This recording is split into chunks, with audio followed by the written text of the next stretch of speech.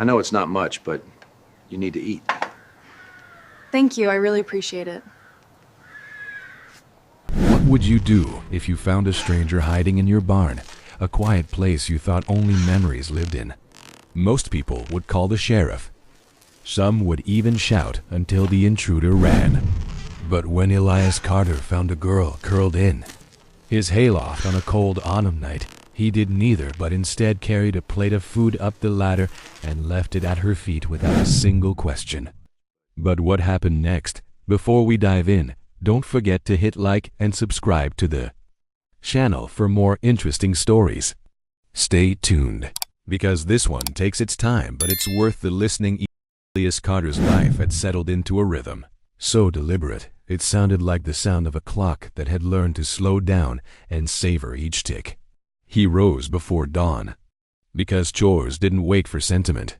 The cattle had to be fed, the pumps checked, fences inspected for any sneaky gap a winter could widen, and the woodpile needed to be restocked so the stove wouldn't bite the kitchen with cold cum. Evening. Routine was less a habit than a contract with the land. Keep it tended, and it will keep you fed. Break that contract once, and the prairie reminded you right quick at 52. Elias carried his years like weathered beams, solid, slightly bowed, and marked by the grain of the life that had made them. The lines around his eyes traced winters and squints into the sun and laughter that by now lived mostly in memory. He had been married once to Lorna, whose laugh had been the sort that moved through a room and rearranged everything it touched, so that nothing felt the same afterward. She could make a stew out of a handful of turnips and a scrap of salted beef and make you think she had performed small miracles. They had been a pair who got up at dawn together, repaired fences together, counted cattle together, and argued about nothing that ever lasted more than an hour. Then fever had come and taken her, the kind that comes in quiet and leaves a house that sounds the wrong way. When you opened the door, Lorna's death did something to the sound of the place. The kitchen still held her dishes, stacked in the same way she had always left them, and the apron that used to hang by the stove retained a faint smell of lavender and ironed linen, but the voice that had given those small things their meaning was gone. Elias learned to live around that absence the way you walk around a fallen tree on a path. You don't pretend it's not there, you just make room for it. He did his work. He fixed the fence when it needed fixing. He salted the troughs, and he steered clear of easy conversation at the feed store because most folks didn't know what to do with a man who had learned to keep his grief folded and neat like a handkerchief in a pocket. Neighbors called him Quiet Elias and meant it as both compliment and explanation. He came to social things out of duty rather than desire. Funerals, the odd harvest lunch, once a year at the church fair where Lorna used to win a pie contest, and even then he stood in the edge of the crowd like a tree that had been cut back, but was still enough of a presence that you noticed it. Children were polite to him because their parents had taught them to be kind to the man whose cattle grazed near the school road. Farmers passed in lanes with a nod. He paid his bills, told the truth when asked, and otherwise let his life stay small and plain and, in its plainness, manageable. His house sat on a low rise of land, an honest clapboard place with a porch that sagged just a little at the left end, kept solid by a crooked post Elias had replaced and then left with character rather than making it perfect. The barn was set a short walk away, big enough for a dozen head of cattle to get out of a storm, with a loft that had been full of summer hay and echoes of voices long gone. The loft was the kind of space that stored more than baled grass. It stored the smell of summers, the patience of harvests, the sound of rain on tin when Lorna used to say, "It's a good night for pie," and Elias would argue back about when to feed the calves, and they would go to bed each night with the kind of small domestic peace most people thought came out of nowhere. This particular autumn had a knife edge to it, an early cold that left the ground iced in the mornings and the maples redder than any year before. Elias spent those afternoons making sure posts were tight, that the gates closed right, that the cows had shelter if the frost kept deepening. He moved the wood inside early because sometimes the weather changed its mind and went worse at night, and when it did, you wanted to be ready. The habit of preparation was half practicality and half superstition. After the fever took Lorna, he had developed an almost reverent insistence on closing doors, securing windows, and making sure nothing was left in a place that the wind or a fox or a careless hand might disturb. He checked his barn door more often than he did his mailbox. It was a ritual: latch, snap, test the bar, make sure the padlock hung straight. He taught himself to trust the small checks, and in doing so, found an odd calm. The barn had been a place of work, bales, a few tools hung in neat rows, and a ladder that went up to the loft like a throat leading to some hushed attic of Summers. So when he noticed the side door ajar on his way back that evening, the sight had the effect of a stone thrown into still water. Rings of unease spread out and found him. The door had never been that way. Not after Lorna. He paused, the cattle clanking softly in their pens, and forced his hand to remain steady before he reached out and closed the door, hearing it thud into latch. He counted 2 doors in his head then, doors he always rechecked. Corners he always swept for cobwebs, the kind of little housekeeping that had been a comfort for years.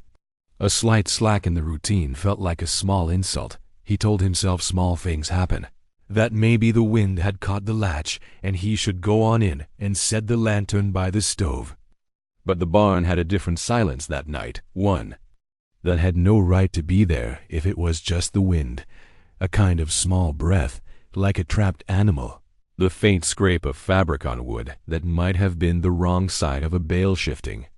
The moon slanted thin through the cracks in the siding and made long bright fingers across the floorboards, and Elias could see the shadow of his own hand when he held it out. He set the lantern on the sill, taking in the smell that belonged to years of work, dust, dried hay, and the faint metallic whiff that old nails and old tools carry. Then he heard it again, a little noise from the loft, soft and quick, a sound you would miss if you weren't listening for it. It might have been a bird trapped and flapping, a raccoon in the rafters, one of the barn cats trying a new hiding place. It might have been nothing. Still, his fingers tightened around the ladder rail as if it provided something like certainty, and he climbed slowly, not wanting to make a sound that might startle whatever was up there. Each rung complained under his boots, and the light from his lantern carved a small circle around him as he rose into the hay-smelling air. The loft had always been a place that looked smaller in moonlight than it did in daytime. Bales of hay became dark, patient shapes, and the ladder cast a long, clean line across them. Up there, the world felt rearranged, like a room you remembered differently because you had been away. He reached the edge, and his head cleared the opening, and his eyes took a few seconds to adjust to the mix of moonlight and shadow there, tucked in the corner behind a slumping bale, as if the barn itself had tried to hug her, was a shape he did not expect to find on his property. A girl, compact, ragged, wrapped in a sweater that did not fit quite right, clutching a burlap sack to her chest with the kind of possessive hold you give something when you have nothing left to lose. Her hair fell in dark, damp strands that the moon caught and silvered at the tips. Her face, when she looked up, was a map of late fatigue and some stubbornness that refused to vanish. She raised her chin the way a person who meant to be seen would, even while she tried to make herself small again, like a child pulling her knees to her chin for a moment. Neither of them moved. The sound of the cattle beyond the wall filled the pause like an audience holding its breath. Elias felt a dozen thoughts rise and fall, the sensible ones about calling the sheriff, or finding a neighbor, or warning her away, and the less tidy ones about how long it had been since anyone had been inside the house who wasn't already family or kin. He heard the wood stove ticking faintly in the distance of his memory, Lorna humming the low notes of a tune he hadn't realized he was still listening for after all these years. Who's there? His voice came out steady, not loud and not soft, measured so that it offered nothing unnecessary and gave everything necessary. The girl's hands tightened on the sack, and for the first time he saw the dirt streak on her cheek and the way her eyes darted to the ladder as if each Rung might be a promise or a threat. She opened her mouth, then closed it again, refusing perhaps to give anything she didn't want to. The night seemed to fold around that single, stubborn silence.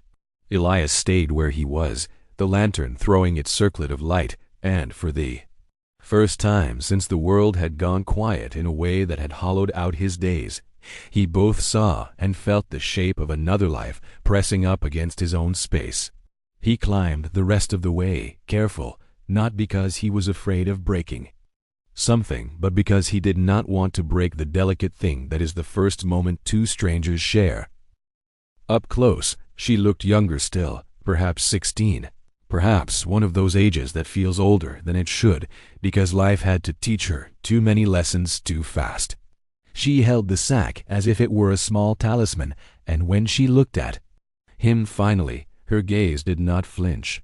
There was a steady, wary intelligence in her eyes, and the kind of guardedness that remembered being disappointed before. He had no right to be surprised by that, but he was. He took a breath then, and before he could say anything else or call for help or make this simple moment into something legal and loud, he did the only thing that came naturally to a man who had spent years learning the economy of small kindnesses. He climbed back down, the ladder steady under his feet, and walked to the kitchen, the lantern tracing a path of warmth back to the house where the memory of Lorna moved like a sound you could still hear if you held your head the right way. He poured water, made a plate of bread and cheese and an apple, wrapped it in an old towel the way Lorna used to, and returned to the barn with it balanced in his hands. He set the plate gently on the loft floor near her feet and stepped back without a word. The offering sat there like a quiet bridge between two lives that had not yet chosen the way they would cross. She did not take it right away. Her eyes moved to the plate, then to his face. There was a small pause, as if some private calculus was happening behind them, and then, with a motion that was almost reverent, she reached for the bread. Elias climbed down and stepped into the cool night air, where the world around him held its breath in the way it does when something old and small rearranges itself into something new. He closed the barn door and latched it with a methodical twist, the routine becoming a soft ceremonial act, and then walked back to the house. He did not sleep that night, not because he felt danger breathing at his heels, but because the image of her sitting in his loft with that small sack had lodged itself somewhere. It couldn't simply be ignored. He lay awake long after the porches grew quiet and the stars arced cold and clear, thinking about the way his house had been the place where he and Lorna measured their days, thinking about the way a door left ajar could invite trouble, or it could invite an answer to a quiet, aching kind of loneliness that neither of them would have named aloud. He let the possibilities sit with him like a slow fire and let the night do what nights to turn itself into morning dot, and when the first thin light of dawn began to edge the horizon, and the kettle in the kitchen could be heard as a small, domestic thing preparing for the world, he climbed the steps toward the loft again because he could not help it, because some small part of him wanted to witness the morning, and because he had brought bread to a girl who might have no one else to feed her. At the top rung he paused, lifted his head, and there, in the slice of early light that came through a crack in the siding, she looked up and met his gaze for the first time. He saw the outline of her mouth, the stubborn set of her jaw, the way her eyes measured him like someone who had been kept waiting too long for an answer. The world tightened to that instant. The long, slow story of his solitude and the smaller, sharper story of her fleeing came to a pivot on the hinge of a simple look, and then, before a single question could be asked on either side, the chapter closed on that held breath, leaving the rest of what might happen to the morning to tell. Elias had always thought mornings came in two kinds. There were the work mornings, when your feet hit the floor before your head was entirely awake, because there were gates to check and animals to feed and the weather to get ahead of. And there were the quiet ones, the rare ones, when the stoves heat got to you before the day did, and you could take a slow breath before the list of chores found you. But that morning, the one that came after finding a girl in his hayloft, didn't fit into either category. It was neither wholly work nor wholly quiet. It was something else entirely, a morning with a presence. The smell reached him first. Coffee, fresh and strong, weaving through the air in that way it does when it's been brewed by someone who's done it often enough to make it muscle memory. Coffee was a smell he knew well. He made a pot every day without fail. But this was different. It wasn't his coffee. Not the way he brewed it, which was quick and without much thought, the kind of habit that kept a man moving. This had patience in it. And then there was the other smell, the slow, mouth-watering drift of frying bacon. Elias stepped into the kitchen doorway, and there she was, Clara. She stood barefoot on the worn floorboards, hair loose and wild from sleep, wearing an apron he hadn't seen in years. His wife's apron. Lorna's. The sight of it was a strange thing, not sharp enough to wound, but deep enough to reach places he hadn't been in a long while. She didn't glance up right away. Her attention was on the skillet, her movements deliberate. The careful turn of bacon with a fork, the quick check on the coffee pot like she'd done it 100 mornings before. The light from the window caught the dust motes hanging in the air and made them part of the scene, as if they'd been waiting for this morning too. For a moment, Elias just stood there, not speaking. In all the years since Lorna's passing, no one had moved this naturally in his kitchen. The room had belonged to ghosts for so long that seeing someone in it now, flesh and blood and acting like they belonged, was unsettling in a way that wasn't unpleasant, just unexpected. She finally looked up and met his eyes with that same steady gaze from the loft. "Coffee?" she asked. Not a question so much as a statement of fact, like she already knew the answer. Elias didn't nod or smile or offer thanks. He simply moved to the table, pulled out a chair, and sat. She poured without asking how he took it. Black, as it turned out. "Hope you don't mind," she said, setting the steaming cup in front of him. "Didn't figure you'd throw me out before breakfast." Her voice had a plainness to it, not defiant, not apologetic. Just direct, as if explaining herself was something she'd already decided she wouldn't do unless it was worth her. While Elias took a slow sip, letting the heat sit in his chest before he spoke. "You cook like someone who's been doing it a while." Clara shrugged, flipping the bacon again. "You pick up skills when you've got to." It wasn't much of an answer, but it was enough to tell him she wasn't ready to spill her whole story. He respected that. People unfolded on their own time. He'd learned that from years of ranching and from Lorna's quiet way of letting folks speak only when they were good and ready. When the bacon was done, she slid it onto a plate beside scrambled eggs that hadn't been in the fridge. Last night, she must have gone out to the hen house before he'd even gotten out of bed. "Eat," she said, setting the plate in front of him like it was the most natural thing in the world to be feeding up man she'd just met. Elias picked up his fork. "You run away from somewhere close?" She froze for a half second, the way a deer freezes when it hears a twig snap. Then she moved again, rinsing the skillet in the sink. "Depends what you mean by close." It was a vague answer, but he didn't push. Pressing would only send her running, and he didn't much feel like chasing anyone across the fields. They ate mostly in silence.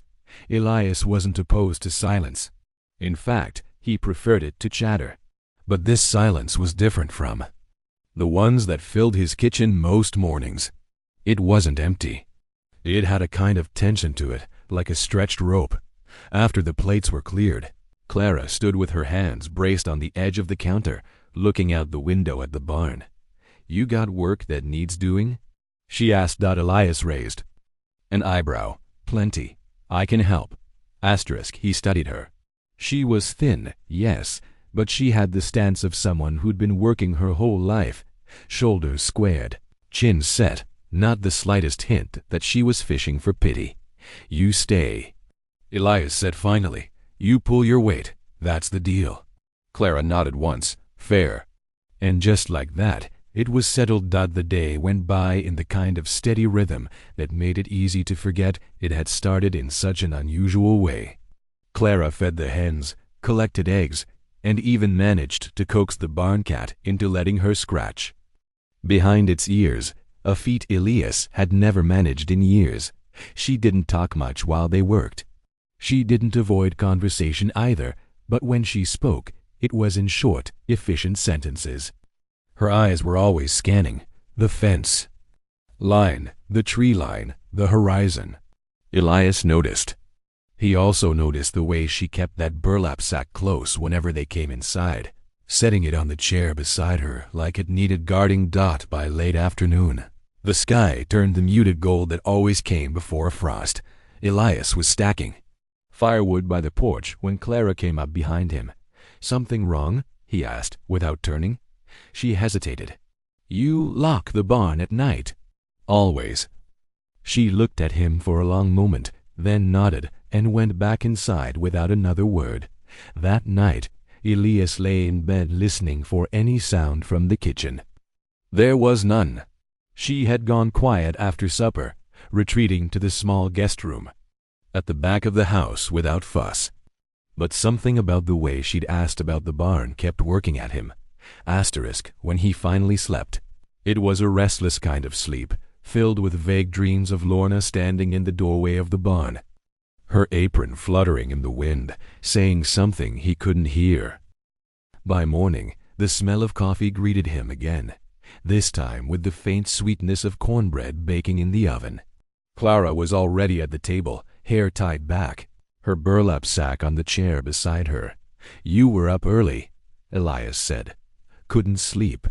He didn't ask why, but he had the feeling she wouldn't be able to keep her reasons to herself forever. Still, some questions could wait.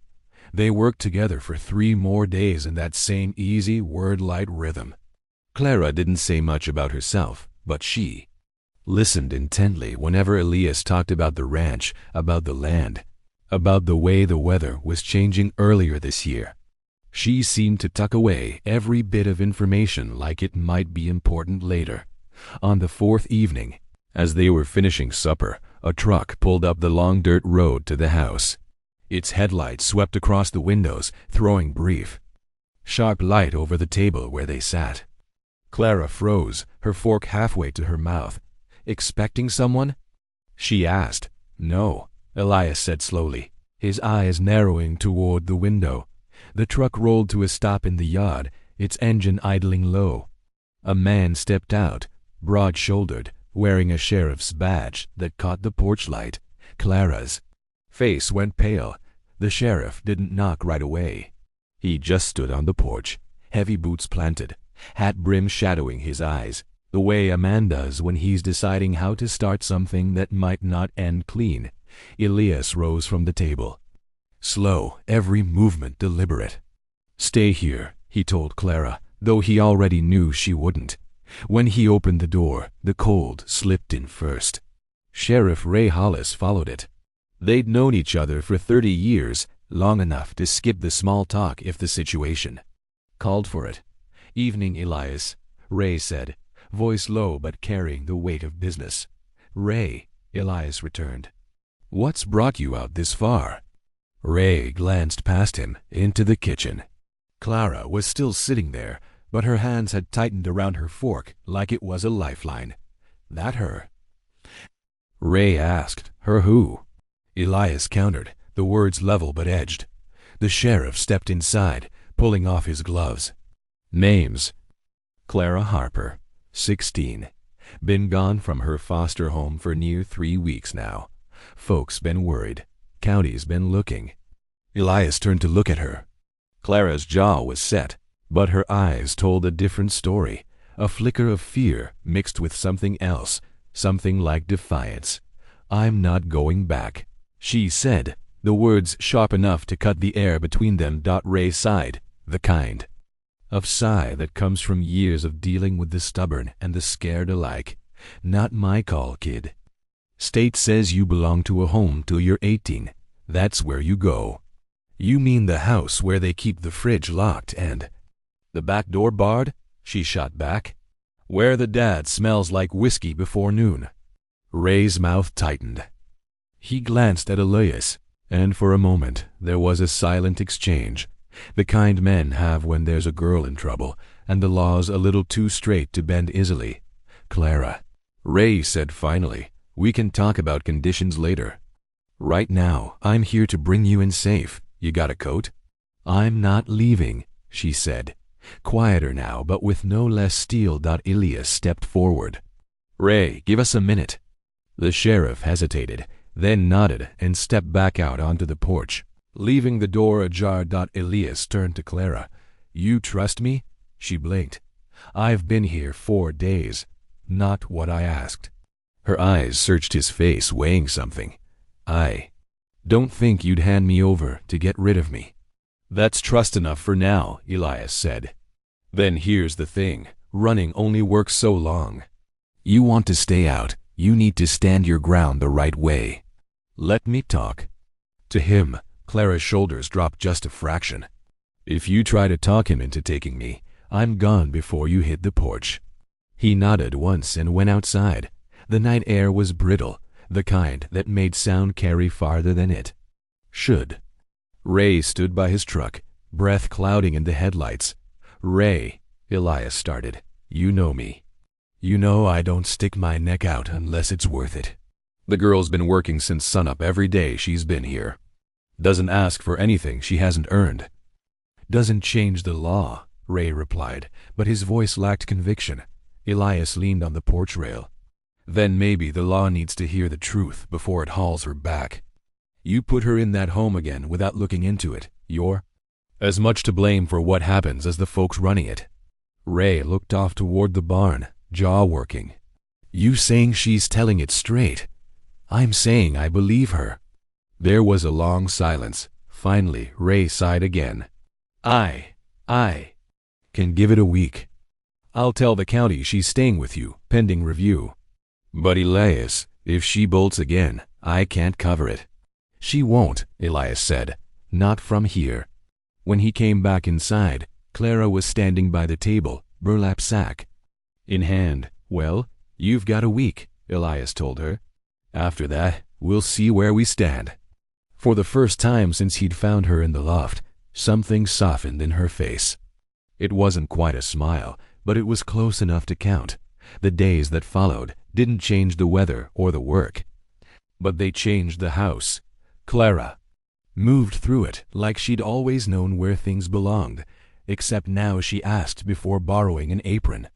She kept the stove warm most of the day, baking cornbread or biscuits that made Elias wonder how long it had been since the kitchen smelled like home. Bit by bit, she opened up. Never all at once, but in pieces. Her mother had died when she was 9. Father gone before that. Foster homes since, most of them bad, a couple tolerable, none lasting. The last one had been the worst, the kind of place you escaped or broke under. She'd chosen escape.